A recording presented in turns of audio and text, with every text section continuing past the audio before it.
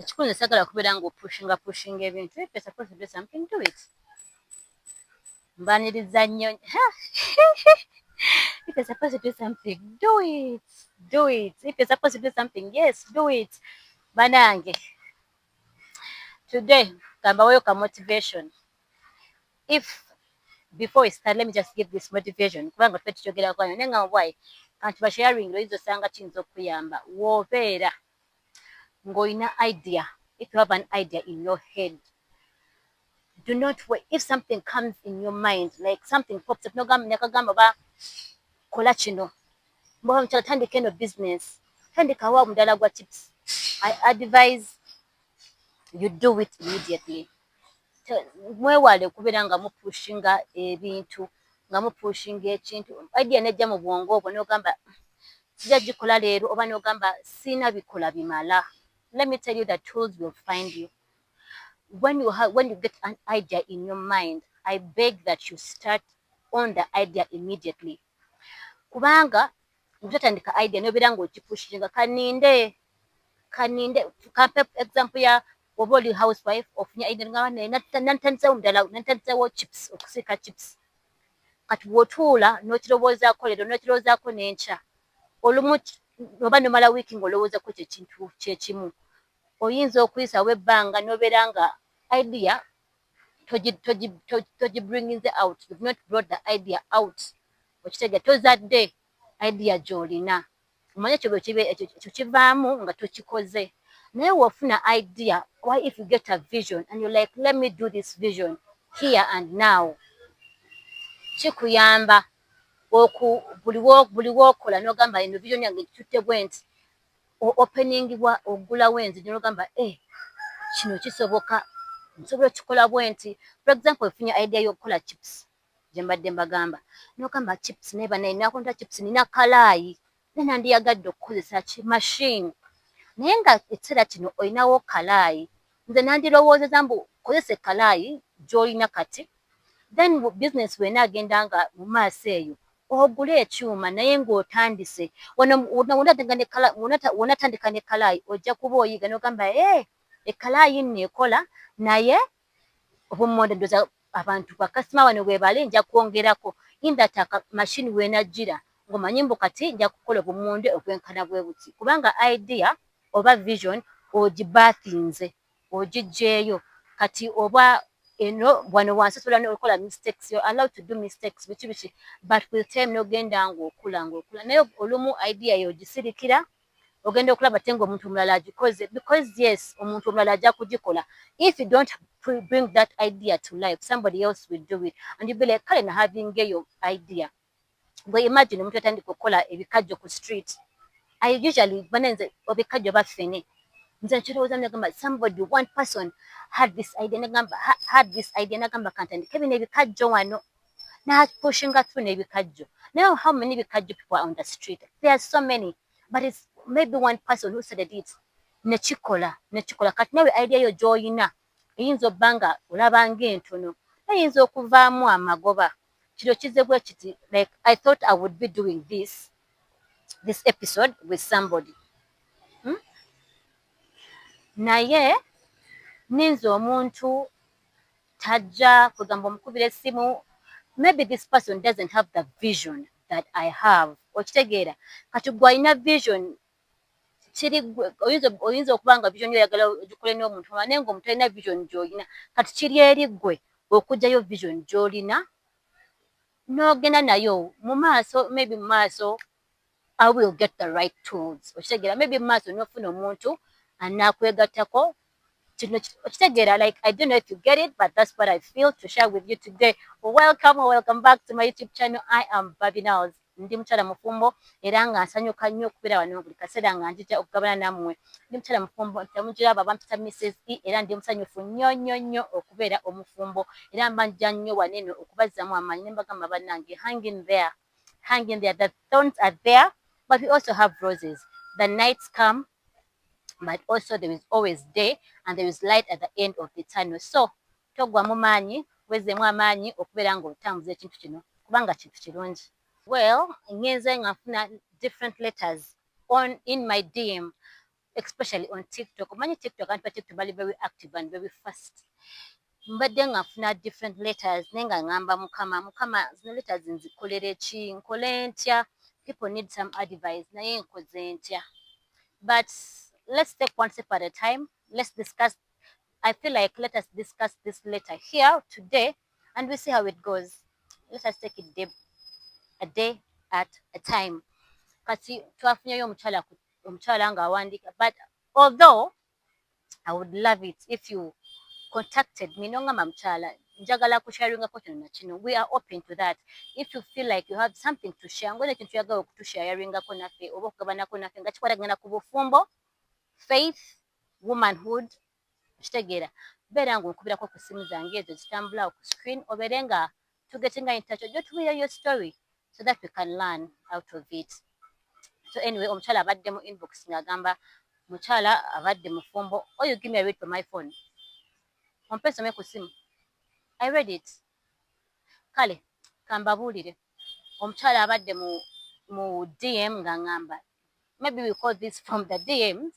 So this lady agamba mukyala abadde mufumbo emyaka 3 era mu gino emyaka 3 asobodde okufunamu omwana era alina omwana nga mwana ali mu myezi 6 agenda kuweza myezi 7 naye ng'atuuse ng'alina okudda ku mulimu kubanga abadde akola, atuuse alina okudda ku mulimu naye nga abadde yanoonya omukozi n'afuna omukozi.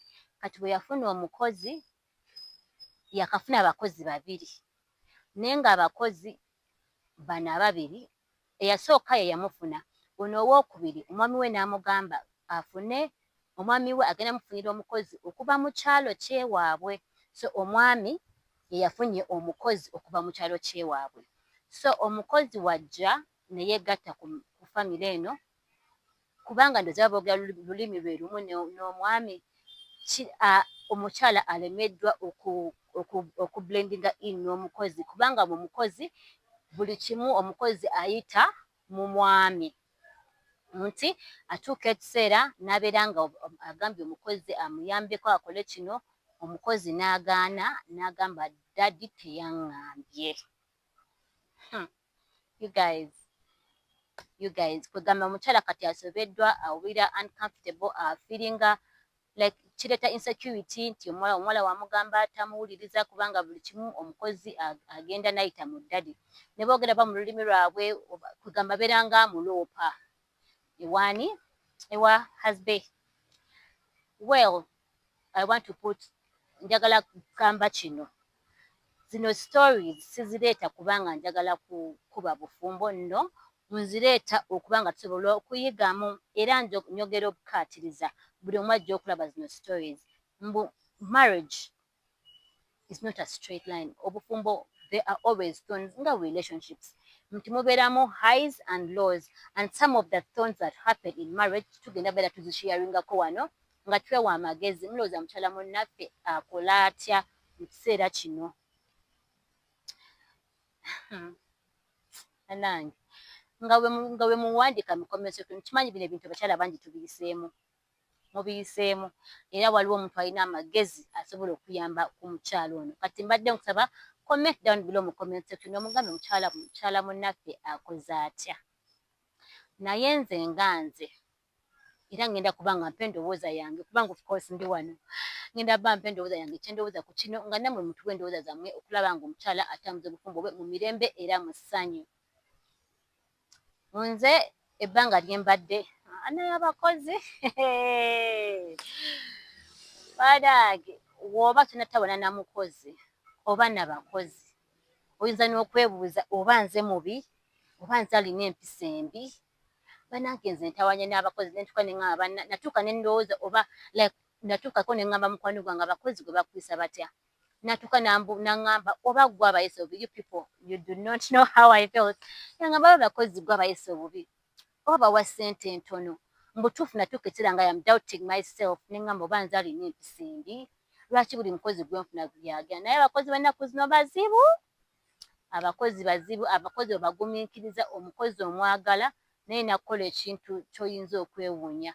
Leero we kijja ku working moms banange, my prayers go out to you kubanga natuukako nga nkola omwana ali 6 months like maternity leave eweddeko nina okudda ku mulimu abakozi bantawaanya. I don't want to lose my job.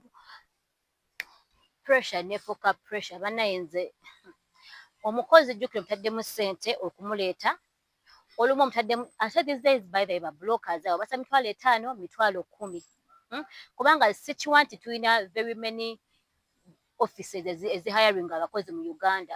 I heard that in Kenya abakozi balina companies ezirina abakozi ate nga zikola bulungi naye kati mu Uganda tetunaba kufunayo ziri oba ziri dependable kati tukozesa ba blockers. I know you know naye ne wa block emitwalo gye5 egikuluma nnyo ndowooza n'abakozi abalowooza ssente tulonda nonde. I do not know naye omutaddemu ssente nnyingi nnyo najja namalawo ennaku 2 n'agamba anti mbadde nze kulambula kibuga. N'obeera n'omukozi n'abeerawo a week n'adduka. But imagine you are a working mom. Lero bannange, you people, I pray for you.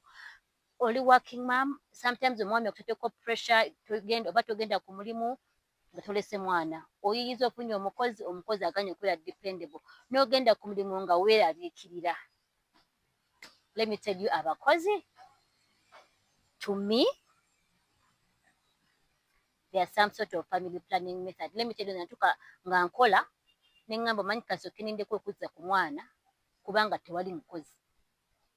Like nga abakozi badduka.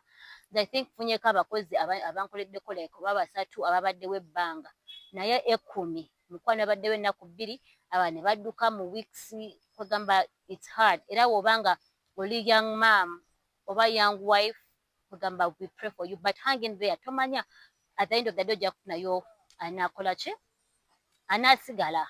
Keep trying. You're going to lose money, you're going to lose patience, but just pray nti onoofuna anaakukolera for a long time. But on the topic ono ye ate kati obuzibu bwafunye nti omukozi tamuwuliriza akwatagana na mwami. Adange nze kwano kyenandigambye nti abaami mwandirese abakyala ne bakwasaganya abakyala ne bakwasaganya abakozi kubanga this is their office, this is our office, the home is our office. So this person, the house manager that I get, the house manager that I get, nze alina mu managing kubanga nze ate kati top nze director w'ennyumba. I am the wife, I take care of the home. So si mwami like naye abami bane twewumuze omulimu gw'okubeera gw'abakozi like all orders, everything, salary, instructions, communication has to pass with the wife. In my thinking, when ndowooza simanyi ndowooza yo naye osobola ogiwandiika wansi awo. Leka omukyala abeere in charge of abakozi oba bali babiri oba bali bameka.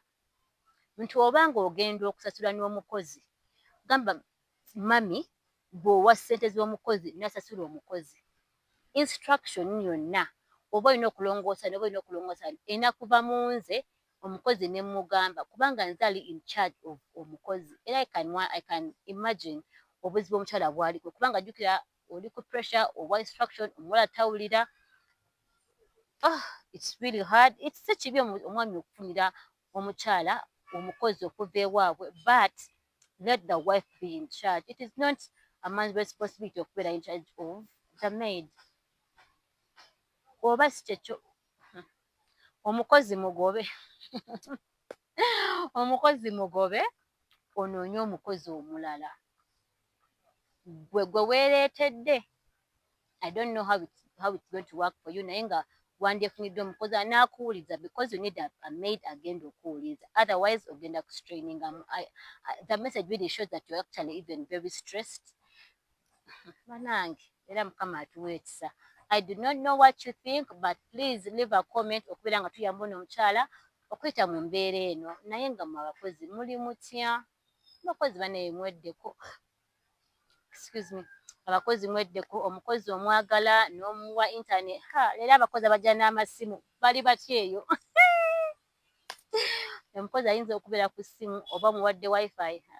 Bannange omukozi gweyisiza obulungi ate nakuyisa bubi nayisa abaana obubi. Generally tusabe teri kintu kyonna kye toyinza kuteeka mu kusaala naye nga tuyambe ku mukyala n'amagezi gammwe down below.